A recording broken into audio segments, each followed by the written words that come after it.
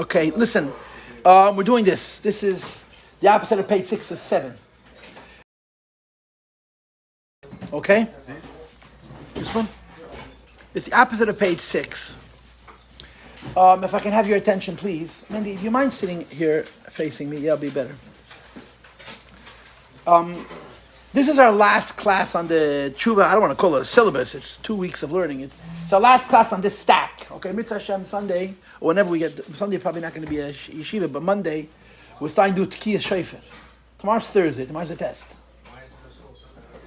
Slichas is Motzei Shabbos. So there'll be school, but I don't think 7:30 in the morning. Or 8 o'clock in the morning. So what did we do? We did Tanya, we did Likutei Torah. Right? Good morning, holy brother. In Tanya, we did 2 pieces of Igeres Teshuvah, which paralleled Teshuvah Tato and Teshuvah Law. In Likutei Torah, we did a very nice thing. We did 3 Teshuvahs rather than 2 Teshuvahs. We did Teshuvah Tato, we did Teshuvah Law, and the way I explained it to you yesterday was Teshuvah Shlishis, a 3rd Teshuvah, which is, so to speak, even higher than Teshuvah Law. What are we doing today? Today's 3 pages. I'm not going to read all of it. But the last 3 pages of your stack, someone's got to mute that if it's a possibility. I don't know if it's possible, but if someone can mute that, I don't know how. We're hearing noise from something. The last 3 pages of the stack are from the Tzemach Tzedek's essay on Teshuvah.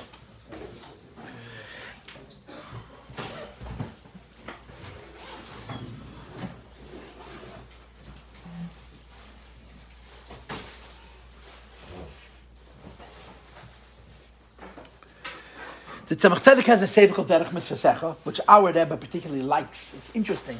The Rebbe likes the sefer Derech Mitzvah. He really does.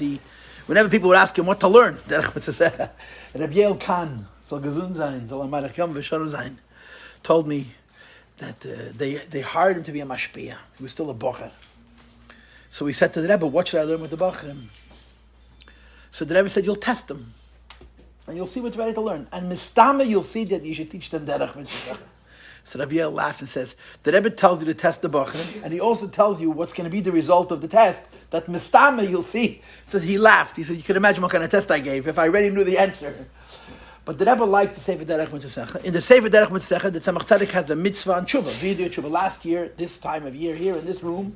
It was Tom Chei, I taught it Bariches. We're not learning that Ma'im, we're learning only the last Perek. Because the last Perek says something very compelling, very interesting. There's no Teshuvah in Gan Eden. L'mayla, if a person comes upstairs and they haven't cleaned up their act, they got to go to the washing machine. And the washing machine has a spin cycle, and it has hot, and it has super spin. It's always better to do Teshuvah than to go L'mayla and having them clean us up. Okay, this Perek of the Tzemach Tzedek's Maimer, which is based on the Likutei Torah in Pinchas, is explaining why. Down here you could do Teshuvah, L'mayla there's no Teshuvah. Let me start the class with a story, which is a very interesting story. It's brought in the Gemara. That there was a man whose name was Reb Elazar ben Dardai. They call him Reb, even though he was one of the greatest sinners in the history of the world.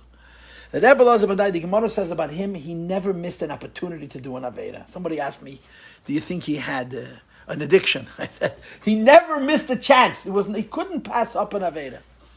He was obviously a bigger person. When a bigger person falls, he falls bigger. He had a great mind, he had a great heart. And he was an Avaryan, he was a sinner. And at the very, very end of his life, he discovered that he wants to do Teshuvah. I forgot exactly why, but the Gemara says something happened, he did do Teshuvah. Then what followed was very interesting. He reached out for help. He wants to do Teshuvah, he reached out, who's going to help him do Teshuvah? Now, I don't understand exactly what the metaphor represents, but he reached out to the heavens, that the heavens should help him do Teshuvah. And the heavens answered him. The Gemara goes through every detail. If I'm going to do Teshuvah, I'm going to do Teshuvah for myself. So he reached out to the earth, and the earth said, if I'm going to do Teshuvah, I'll do Teshuvah for myself. And he reached out to different forces, asking each one, please help me do Teshuvah. And they all told him, basically, Teshuvah you do alone. Teshuvah is a lonely affair. Just like judgment on high is a lonely affair. When you come into the Bezdin Shalmaila, you can't bring your posse, you can't bring your chevra, you can't laugh at the judge because you're there alone.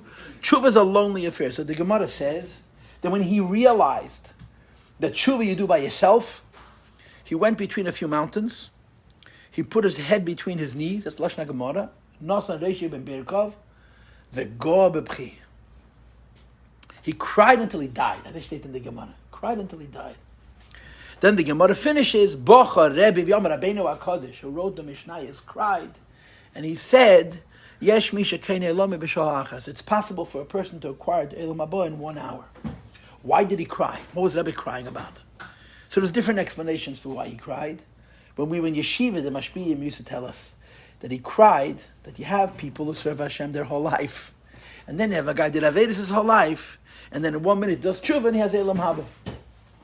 Of course, other people say, more meaningful people say, that the Rebbe cried at the schus, the opportunity that a person could do whatever they do during their whole lifetime. If they chap arayin and do Teshuvah, they have a chelik and Elam Haba. But you can only do Teshuvah here. L'mayla there's no Teshuvah. L'mayla there's only a person, a Yid, V'kol Yisrael, yesh lam chelik Elam Haba. It's a mission, it's a fact. Everybody gets to Elam Haba. If you do Teshuvah here, it's an easier route than if you do, because over there you have to go through a cleansing, whatever it is, a washing machine, of various different cycles and spins and rinses, and it's a ganze Geschäft. But if you do Teshuvah, you're spared that, or at least to a great extent you're spared it. This piece of Maimer, which I intend to read inside, asks and answers a simple question. Why is there no Teshuvah at Lamaila? Only down here. That's the question. Why can a neshama come upstairs and say, I won't do it anymore? Obviously, I won't do it anymore is in a world where there's no possibility to do it. But why is there only Teshuvah Lamata? And I'm reading inside, please. Okay? This page. It's page 7. V'achar shenisbayer heitiv inyan Teshuvah. Now that we explained well the concept of Teshuvah, Mahi, what she is, Uma'alosa haneflom, what's extraordinary about her, Yuvan Oid, we can explain further, Tuf Tam, with good understanding, Lama ein hatshuva me'eles ela be'ela mazeh dafke. Oh, there's a couple more copies if anybody needs. Why, please call if you need a copy. Why can you only do tshuva in this world? And he brings the Gemara, Shamakadesh as a isha manaf shu tzadeh gomer. If a person goes over to a woman and he gives her a ring, and he says to her, I'm giving you this ring that you should be married to me on the condition that I'm a perfect tzaddik. V'nimtza rasha gomer. And the guy, if anybody needs his copies here, V'nimtza rasha gomer. And he's the perfect rasha. The halacha is mukudeshes. She's married to him. The halacha actually is it's a safek condition. If he wants to marry, he has to give her a second condition. If she wants to marry somebody else, he has to give her a get. Why? Shemma hira tshuva believe. Perhaps he had a thought of tshuva in his heart. And then the Rebbe brings the story I just told you, 4 lines in. The story of Rabbi Elazar ben Derdaya in the Gemara, quote, Yesh koina ilomai b'shah achas, a person can acquire El Mabah in 1 hour. And the kasha, of course, is, why is tshuva so powerful that a person who sinned his whole life does tshuva at the last moment? By the way, our Rebbe told this story, which is why I remember it. And the Rebbe said that the Gemara doesn't say Elazar ben Derdaya. It says Rebbe Elazar ben Derdaya. That because he did tshuva after a whole life of sin, he's called Reb. I believe that that's the case. So the Rabbi cried, and he said, you can, in this world, you can do tshuva, and you become a new person. Mashenkin be'elam haba as opposed to elam haba. Over there, you cannot do tshuva. Now, I want to share this with you. I probably told this to you already, but I talked to so many people about the same things. I forget whom I told what. So if I said this already, you'll tell me, and I'll say it b'kitzur. We all benefit from GEM, Jewish Education Media. They give out the videos of the Rebbe. They do a lot of research. They collect good pieces. They clean them up, as the expression is. They do whatever you have to do electronically to make it look smoother and crisper and clearer and louder. And every week they give us a gem. Literally, a gem. So GEM put together a piece. I haven't seen it this Elul. Usually every Elul someone sends it around. A few years ago, where 4 or 5 people go up to the Rebbe, and it's in public. Dollars is not private. Dollars is public. 4 or 5 different people go up to the Rebbe, and they tell the Rebbe, almost in these words, I have sinned. Ich habe gesündigt. I sinned. I remember, I've watched the clip many times. There's a woman, she's probably in her mid-30s, She walks over to the Rebbe and she literally puts her face into the Rebbe's face. They're probably this far apart. And you could see that she's filled with remorse. You don't do that for bluff. She's being filmed. And there's people around. And she says, I hurt people. I sinned. I hurt people. Why don't you got a private clips? Why? Okay, why? You know the answer to that question. Hey, so yourself on the camera. Remember, it takes months. There was no private yachid. It was over. Please don't interrupt me. There was no private yachid. The private yachid stopped in 1975. You're talking about 1990. And she says to the Rebbe, I hurt people. And the Rebbe doesn't even hesitate. He doesn't think. He doesn't scratch his head. He says, now is Elul. I forget the wording, but the spirit, now is Elul. You can do Teshuvah and you become a new person. You're not that person. And it was, first of all, her pain was real. And I hope that Jem consulted with her before they put her face on a film that the whole world is going to see for posterity. But halachically, Teshuvah doesn't help in Adam Lachavere. Teshuvah helps in Adam Lamakam. If you hurt another person, you have to go find that person and fix it. That's what the Rebbe said. The Rebbe said, now you can do Teshuvah, become a new person. It was so unbelievably encouraging. Or to say it in different words. And this I'm sure I told you in our first class. And if I did, that's good, I'm telling it to you now. There are Sheva Mitzvahs B'nei Neach, right? You know that. There are Sheva Mitzvahs B'nei Neach. The Rebbe has notes on Sheva Mitzvahs B'nei Neach. And I don't know if you know how the Rebbe operates, but the Rebbe knows the whole Torah, anything that's been written, on his fingertips. And when the Rebbe quotes a source, and there's no footnote with a maramokam on the bottom, it's because he's the source. You have oftentimes this koso b'sforim, and there's every sicha, every letter of the Rebbe has notes, maramakoimis. If there's koso b'sforim and there's no sefer written, it's because the sefer doesn't exist. So a few times, 2 or 3 different places I saw from the Rebbe in letters and in sichas, where the Rebbe writes koso b'sforim, that a guy who keeps Sheva Mitzvahs B'nei Neach, there's a shaila if he could do Teshuvah. There's a shaila if he could do Teshuvah. Does a guy have Mitzvahs Teshuvah? Now the Rebbe doesn't say what the halacha is, and he doesn't quote any sources, so you can't look it up. It's just it's an obscurity. It's a haze. The Rebbe said many times that there were Gdolei Yisrael who dealt with goyim about Sheva Mitzvahs. They would never publish what they discussed. They wouldn't even write it down because they were so afraid of anti-Semitic backlash. For most of Jewish history, if a Jew was accused of proselytizing and trying to make a goy into a Jew, you could literally lose your life. And not just you, but the whole community. So the Rebbe says, over the last 2,000 years, there were a lot of goyim who adapted the Sheva Mitzvahs, but there's no literature to represent it because people were afraid to record it. So the Rebbe writes that Yadua, what do you mean known? There's not a single foot. If the Rebbe doesn't have a source, because the source doesn't exist, he's the source. But however the Rebbe knows, this has been an issue that's been going on for a long time. Can a goy do Teshuvah? I'll explain to you why. Hashem, remember we talked about the first class I gave you, I talked to you about the covenant. Actually, I talked to you at night. In the Parsha class of last week, I talked about the covenant. Hashem gives you an opportunity to have a relationship with Him. And you mess it up. Over, finished, done. You were given a chance.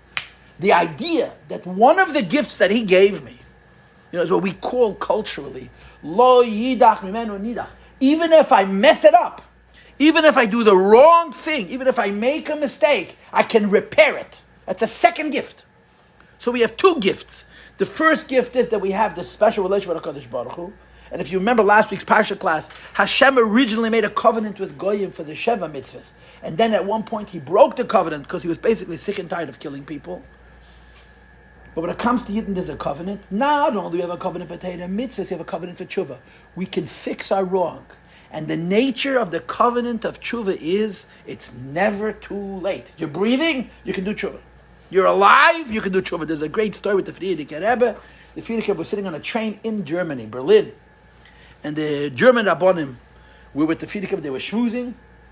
And we all know how Germans are precise, pinklach, on time. I once flew to Russia, Lufthansa, and we were delayed. And the It was so geschmack for a bunch of Jews to sit on a German plane that was late. And the people who were apologizing, you could see how embarrassing. I mean, you fly El Al, you know you're going to be late. You know, you fly an American airline, there's a likelihood to be late. The Germans kept on saying, it's not our fault, it's somebody else's fault. But they're always on time. So this German Rav says to the Friedrich Rebbe, nach geblieben eine Minute. There's 1 minute until the train departs. So the Friedrich Rebbe says to him, Kemen nach hereingappen ton Teshuvah. You can do Teshuvah. According to the Zohar, right? Every mitzvah has a shear. Every mitzvah has a shear. You put on tefillin. What's the shear of tefillin? You get weird for a whole davening, but what's the minimum? A guy's a soldier in the front. He chaps a minute sometime during the day, puts on tefillin, takes them off. How much time do you have to wear them? The shear is daled amas. The amount of time it takes to walk 4 cubits, yeah? Person eats matzah. How much matzah does he have to eat? A kazayas. Person drinks wine for daled kois. How much do you have to drink? But loy lugmav. What's the shear of tshuva? How much time? The tshuva takes no time. Tshuva is above time. You can do it in an instant. You're alive, you can do tshuva. A person passes away, too late. Why? Why is it that tshuva is only in Elam Hazeh? Wait a second. First of all, Hashem gave us a gift of Torah mitzvahs. Second of all, no matter what a Jew does, he can always do tshuva as long as he's in this world. Yes, go ahead. For everything for all his affairs in 1 second? Yeah. Yeah. Obviously, I do Q&A. Last night I did a film on Q&A. Can a person do tshuva for an aveda he doesn't know he committed? And the answer is yes. So then you do a general tshuva. You return to Hashem. You do a general tshuva. It's always better to know the aveda because one of... See, so that's the question. I'm telling you as a statement of fact that the Rebbe used to say to people who hurt other people, do tshuva and you're a new person. I don't know the nigle. I'm just telling you, watch that piece of film, 3 or 4 different people, and I can't imagine how real you have to be to get up in front of, surrounded by a bunch of rabbis, a bunch of strangers. I mean, I guess when you went over to the Rebbe, everybody else sort of disappeared. But the camera is there for posterity, and say, "Ich hab gesündigt, I sinned," and each one the Rebbe says almost the same words. And the Rebbe never says, he doesn't go into the particulars. Now, you're asking me questions. My answer to you is, this is what the Rebbe said. It's very encouraging. Now, I'm not saying that this doesn't mean that you don't have to follow Shulchan Aruch. There's a whole siman in Shulchan Aruch, in Hilchos Yom Kippurim, because Lefayes es Chavere. It's a long siman. Before Yom Kippur, you have to go and make up to the people that you hurt during the course of the year. It's a mitzvah, it's a din. And it includes vida. You have to say, I did this to you. That's why you have to know the specific Avedas, so you should be able to do vidui. If you don't know what Avedas you did, you cannot do vida, except you can say generic vida. Ashamnu, Bagadnu, Aleph, Beis, Gimel, through Taf. So in Ashamnu, every Aveda that starts with an Aleph is included. In Bagadnu, every Aveda that starts with a Beis is included. But in Gazalnu, every Aveda, that's why you do the Aleph Beis, so you should represent every Aveda. But it's always better to know the Aveda. But you could do tshuva generically. Do tshuva. When a person lays on his deathbed, one of the things that they do, when a person is dying, if they're able to, they do it themselves. They say vidui and they say mesidas meidah. They say declarations, saying, however I lived, but I'm a Jew and I belong to God. It's in the Siddur. So here's the question. Why can tshuva only be done in this world? Okay, I'm reading the last line now. Please, I'm skipping. The last line on page 7. This means, Sha'achar ha'moves, after one passes away, be'elam haba, in the world to come, ein tshuva mayelas v'lei klum. Tshuva is not helpful at all. That lamisha ha'ya rasha, if one was rasha, turn the page. Ella, instead, now this is a full page. It looks like this. Page mem. Page 8. Mitzarech lekabel adin, one has to accept judgment. Keseder. Kafa kela, v'chibut hakever. I have a question, because the fact of life is that chibut hakever comes before kafa kela. Chibut hakever happens when the neshama is still trapped in the guf. Kafa kela is when the neshama leaves the guf, but it's stuck in the space of Elam Hazeh. So why the Rebbe, the Tzemach Tzedek, puts kafa kela before chibut hakever is a kafa kela? I don't know. Until one gets to Gan Eden. And of course, there's no judgment more than 12 months. And to get 12 months of judgment, you have to be a big rasha. That's why the custom is Children say Kaddish for their parents only 11 months. You don't say an extra day. Because if you say Kaddish 12 months, it's basically announcing my father's a Rasha. Say, or mother's a Rasha, or so on. So you say Kaddish only 11 months. The Rebbe Rashab once said Kaddish an extra day, I think for his mother, one extra day. And it caused him a lot of pain. You don't say Kaddish more than 11 months. And just for the record, this is just general information. We say Kaddish D'Rabbanan after each tefillah, right? We say, say an extra Kaddish. Why? There's an answer. Because it says in Zohar that every Kaddish spares the neshama an hour and a half of Gehenna. So if there's 24 hours in a day, you want to say a minimum of 16 Kaddish. This is why we're so crazy about davening for the Yomid. Because you don't daven for the Yomid, you don't have 16 Kaddeshim. If you daven for the Yomid, you have 15 Kaddish. You have Kaddish D'Rabbanan, you have the Kaddish before Baruch Hu, you have the Kaddish after Tachlin, the Kaddish after Valotzian, the Kaddish after Shir Shal Yom, after Kaveh, after Aleinu. You want to count after Tilim, you're free to count after Tilim. That's 8. Then by Mincha you have the Kaddish after Ashrei, you have the Kaddish after Tachnun, and the Kaddish after Aleinu, that's 11. By Mar you have the Kaddish before Baruch Hu, the Kaddish before Shmonesrei, the Kaddish after Shmonesrei, the Kaddish after Aleinu, that's 15, you're missing one. And remember, not so long ago there was no takon of saying Tilim, so you only had 14. So the Rabbeim were metaken to learn a Mishnah after each tefillah. So you have now 18 Kaddish. You have more. But he's still making them the day only 20 hours that you had it. No. It's you're only taking off an hour and a half per Kaddish. An hour and a half. Times that by 15 would be 20 hours. No, it's wrong. 15 times an hour and a half is 22 and a half. 16 times an hour and a half is 24. 15 divided by 2 is 7.5. So if you say 16 Kaddeshim, it says in Sefer HaMenhagim. I'm not a big gun. It says in Sefer HaMenhagim, and it's based on Isaiah. Say Kaddish, it's very important. I don't understand exactly how that works, but it certainly helps.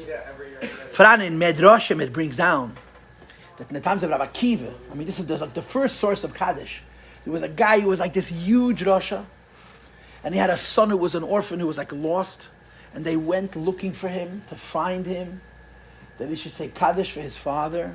So he able to raise him up. It's a really like extreme story. It's brought in there's a Lubavitcher book on Avelis that's called Darkei Chesed, and they bring over there this story, like a real extreme story, going back to the times of the Tanoim, where Kaddish Yosim was introduced and why we say Kaddish. Anyway, let's read on. Avo ba'elam hazeh, second line from the top of the page. However, in this world, yuchol aidei hidur echad tshuva b'leiv karoi, one thought, a tshuva, in your heart that's appropriate. And like I told you before, tshuva doesn't even have a shiur, it doesn't take a lot of time. Theoretically, it takes no time at all. Lifted es atzmei mikol ha'onshim, to spare oneself all the punishment, v'liknei selamei ha'elyen, and to earn, to acquire his supernal world, lis anegal Hashem, to delight in HaKadosh Baruch Hu me'erev kale, from all abundance. And the question is why? Why is tshuva only in this world? Now I'm going to say something, but I have to be aware of the clock. So there's no questions on this, even though this is a very volatile piece. I want to share this with you, but you have to forgive me because I want to get to the Maimed. When a person comes to the other side, everybody goes through a washing machine. Everybody, except if you're the Rebbe. Even tzaddikim go through a washing machine. But there's two categories of washing machines, basically. Okay? And the difference between two categories of washing machine is not how much it hurts. I'm going to give you a simple example. If you go to a gym and you spend 2 hours lifting weights and working out, when you're done, you're exhausted. But it's an event of pure pleasure. You're choosing to do it. You know why you do it. You see the effect that it has on your body, and you enjoy it. Imagine someone schleps you out of yeshiva, puts you in a room, and says, pick this up. And you're not interested in this. This is not part of your paradigm. It's not something that you do. The very, very same thing is Gehenna. That's what it is. What's the difference? The pain is identical. If you know the point of the pain becomes pleasure. If you don't know the point of the pain, it's pain. So, when a person's neshama comes lamaila, the definition of Gehenna is not that they put him on a spin cycle and the water is very hot. It's they put him on a spin cycle, the water is very hot, and they don't tell him why. In other words, there's a everybody has to be clean. But when you come Lamaila and you did Teshuvah, you go to a washing machine, but they tell you how long it's going to last. And they tell you why it's happening. So you embrace it.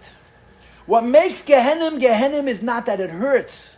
What makes Gehenna is that it seems endless and purposeless. When you go to Gehenna, you don't know, in your mind, you're stuck here forever. Even though it's never more than 11 chronological months down here. Lamaila, they can make it feel like 1,000,000 years if they want. And the most critical thing is you don't know why. So the definition of Gehenna is not just that it's painful, it's that it's to the conscious experience of the neshama, senseless pain. That's why it's called Gehenna. Okay, now I said no questions. Let's continue to read. So here we go. I'm beginning 5 lines into the page. Please look inside. I want to tell you the nekuda. V'hu. He says like this: Ha'olam hazeh chesed yibana. This world is the world of kindness. Aval ha'olam ha'elyon b'chinas gevura. The worlds above are worlds of gevura. Now, what is the difference between chesed and gevura? Listen to me, okay? What I mean to listen to me is I'm going to give you a unique version. I'm going to give you the version that's negeya here. There's a lot of different versions. The mashal for chesed is water. The mashal for gevura is fire. What's the difference between water and fire? Water puts out fire, fire puts out water. Okay.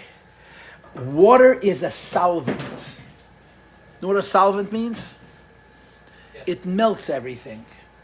If you have schmutz, if you have residue, if you have garbage that gets mixed into water, if it's there long enough, the water's going to break it apart into such small pieces that for all intents and purposes it's going to be water, and you're going to need an incredibly fine sifter or a sieve to even know it's there. Water is a solvent.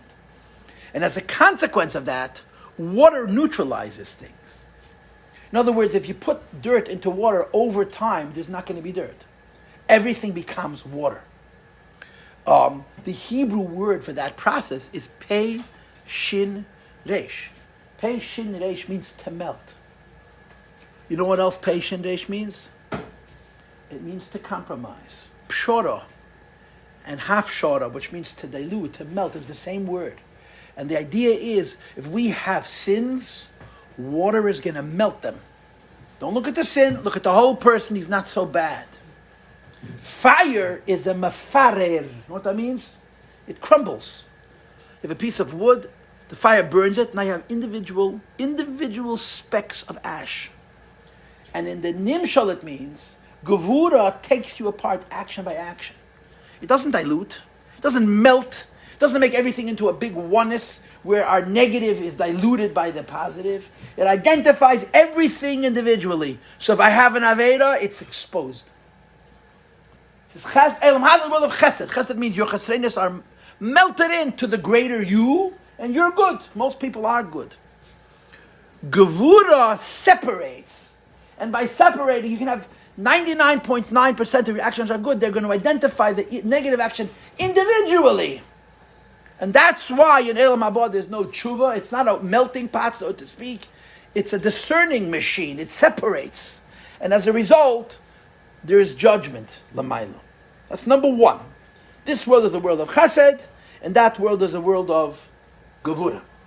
Okay? But there's another thing. And I'm going to ask you, if possible, to scoot down till, I'm going to say 12 lines from the top. It's here, if you have a sheet. Ela b'hachasad, and then there's a colon, there's 2 dots. I'm starting with lahamik bazeh yoyser. Okay, I'm reading from here. I just told you reason number 1 why in this world there's tshuva, and lamaila there is no tshuva. But there's another reason. There's a Kabbalistic reason. Okay? And the Kabbalistic reason is this. I'll tell it to you first orally, then we'll do a little reading. Where do you put junk in an organized world? Where do you put junk in an organized world? You burn it. No. You organize it. Everything has a place. You organize it. If you have a system, right? In a perfect world, there's no garbage. Period. Everything is recycled. Right? You serve a meal to 100 people. The plates, the spoons, everything has a use. If you have a 100% efficient system, everything goes around and around and around. There's no waste. Everything is organized. If you have a perfect system where everything is organized, and there's no waste, nothing is overlooked. Nothing is ignored. So now, I kam lamailo, and I have Avedis. And Olam Haba is a world where everything has a place. You know what's the place of my Avedis? Gehenim. We'll fix it. Go through the washing machine, the spin cycle, the dry cycle, the whatever it is, all the different cycles. You'll get out, but everything has its place. This world, our world, is chaos. Everything is mixed together. Now, what happens in an environment where everything is mixed together? When everything is mixed together, sometimes in the darkest places you find the brightest lights. When everything is all mixed up, it's a big cholent. Sometimes in the darkest places you find the brightest lights. That's Teshuvah. This world is not organized. It's kaidam habirur. Things are not clear. Not everything has a place. Therefore, in this world, it's possible for a person who did an Aveira, and according to Chassidus, the strength for this actually comes from the Aveira itself, to find an infinite energy of Teshuvah. Lamaila, everything has a place. In a world where everything is orderly, there's no infinity. Everything has a place, all limited. In this world, because it's disorganized, because it's chaotic, there are sparks of infinity everywhere, and it's from there that we draw the power of Teshuvah.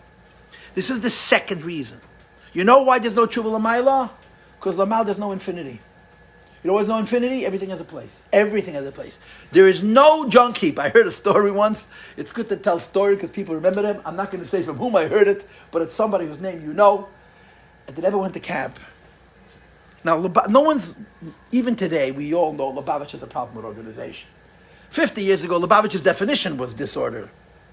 The Rebbe came to camp. Now, as disorganized as Lubavitch is, the Rebbe is unbelievably efficient. When the Rebbe went to camp, he opened up every door. He went into every room. He looked at every shelf. And if something was out of place, he commented. So a guy told me he was the camp manager. What was the guy who takes care of the Gashmias. The general manager of the camp. They knew that Rebbe was coming. They cleaned everything. And they opened up every door. They went under every bed. And there was junk. All over the place. Anyway, the Rebbe was coming, and they had a few things left, so they shoved them into one closet. They closed it, and they put a lock on it. Such a Chabad thing to do. It's exactly a Chabad thing to do. Today, Chabad is much better than it was, believe me. The Rebbe came to camp. He went to every bunkhouse, looked in every cubby. He mamish went into every single room. There's actually a picture of the Rebbe walking around the dock on the lake. The Rebbe walked around they had a dock around the swimming area. They took a walk, a complete circumnavigation of the entire thing. So he told me that Rebbe came to that closet and said, "What's in here?" What are you going to tell him? Anyway, the Rebbe said, "Go bring the key."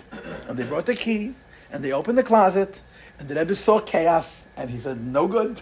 How big was this closet? I don't know. It seems like it was a big closet. It was a closet. Closets can hold quite a bit. The Rebbe said, "No good." The entire Olam Haba is a closet. There's a big mixture. And the Tzafirika writes in a Sikha, in this world there is no such thing as good without evil, and there's no such thing as evil without good. The worst people have good, and the best people have evil. One of the consequences of this chaos is that there are sparks of infinity. There are sparks of Ein Sof. In Gan Eden, everything has an order, everything has a place. Infinity you can't put infinity into a box. Because in this world there's disorder, that's why in this world there's the possibility of doing Teshuvah. That's why, there's a story with the Tzemach Tzedek. It's an unbelievable illustration of this point. Here's the story. I forgot where I read it. The Tzemach Tzedek had Yechidus. All the Rebbeim had Yechidus. Had Yechidus. So Yechidus had a certain amount of time. Let's say he dedicated 2 hours a day to Yechidus, or 10 hours a week to Yechidus. When you came to Yechidus to the Tzemach Tzedek, there was no list. You didn't come in and there was a list. You put your name down, you waited your turn. You stood outside the Tzemach Tzedek's room, and when one guy walked out, the next guy pushed his way in. He stood outside the door fighting. I would imagine that in the times of the Tzemach Tzedek, they probably fought a little more respectfully than we do, but it was not organized.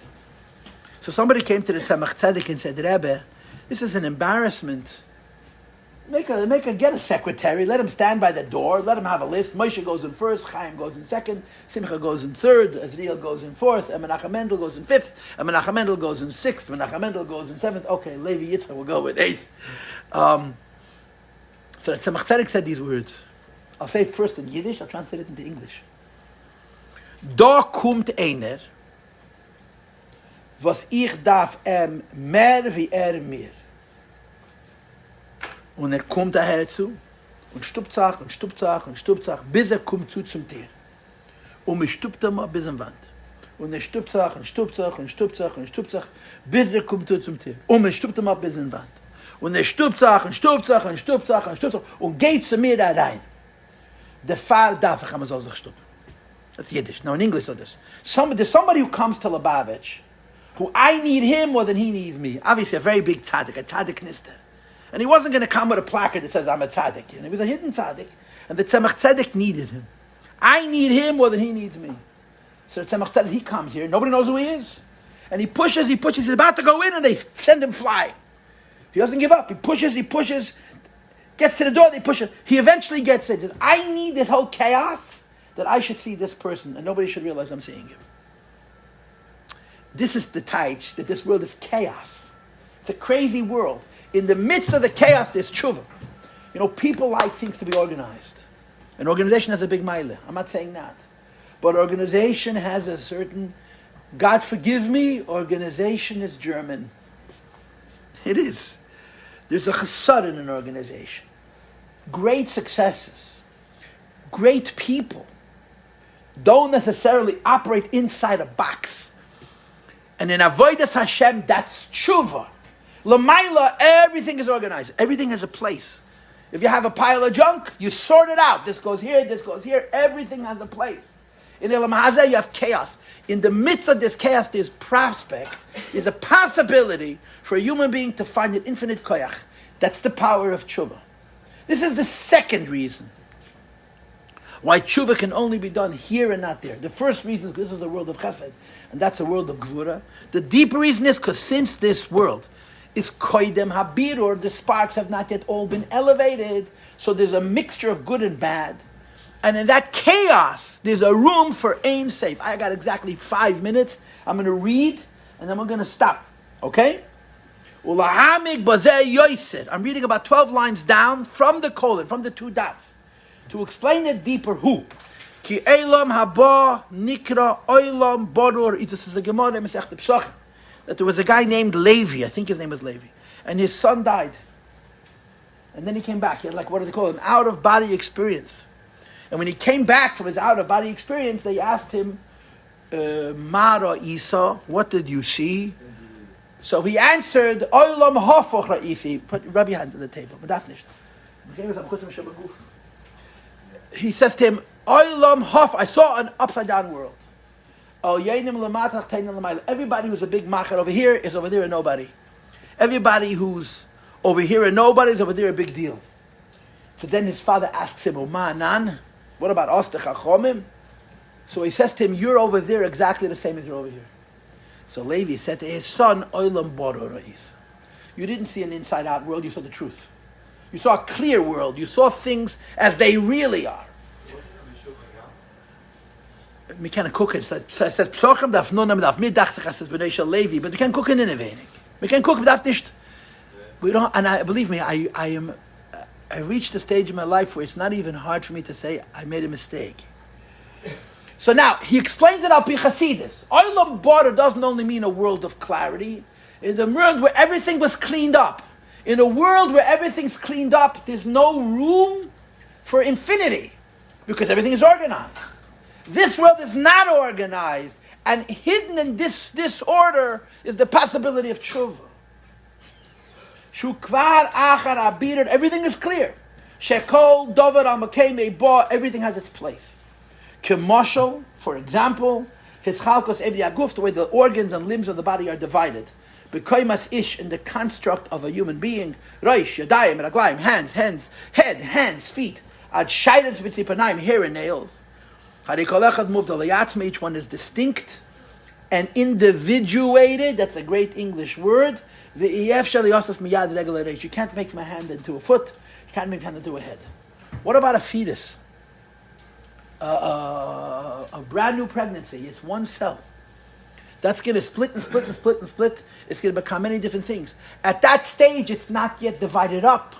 So the head could become the foot could become the head in terms of cellular possibility. That's called olam hafuch. Mashen ken elam hazeh, as opposed to this world, hu lifnei habir radayin, it's before the clarity. Ki kol ha'esek bei hu malachas habirurim. What are we busy? The world is a big cholent, it's a big mix-up, and we're trying to give it order. And then the Rebbe brings fancy words from Kabbalah, and so long that this world is not yet organized, in the midst of the chaos, you have infinity. Let me say something to you. Your name is Shneur Zalman, right? I'm saying to everybody, but Lubavitch is disorganized. And it's a fault. It's a chesron in us. We should be organized. I grew up in 770 around the Rebbe.